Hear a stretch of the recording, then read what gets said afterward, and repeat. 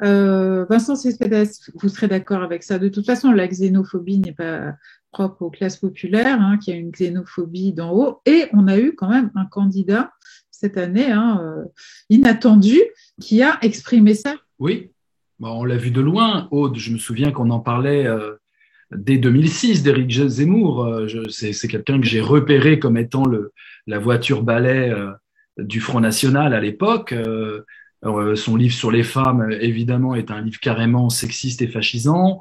Je l'ai eu plusieurs fois en débat, dont le fameux débat avec Rokhaya Diallo, débutante, où il parle de race noire et de race blanche.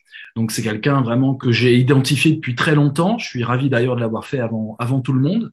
Je le traitais de guignol à l'époque. Aujourd'hui, bah, on peut continuer, je crois. Mais Guignol a du succès. Heureusement qu'il n'a pas eu le triomphe qu'on supputait qu'il aurait eu quand on lui donnait de 13 à 15%. Voilà, je trouve quand même que c'est très important.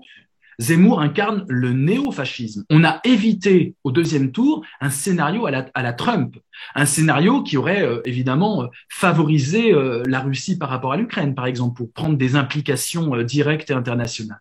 Mais je souffre que les idées rentrent et pénètrent dans des camps autres que l'extrême droite. Moi, je ne peux pas me résoudre à ce que l'extrême droite fasse 40% en France. C'est un combat de tous les instants. J'ai pas attendu de me réveiller là maintenant. Moi, c'est depuis 2002.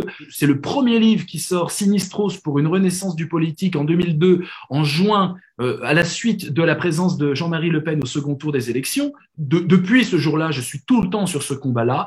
L'extrême droite est l'ennemi des classes populaires. Le fascisme est l'ennemi des classes populaires. Et je pense vraiment qu'il faut être très clair sur ces positions. Donc attention, le vote contestataire peut provoquer le néofascisme, peut mettre le néofascisme au pouvoir, ça s'est vu en Europe, et c'est une catastrophe pour tout le monde, pour tout le monde.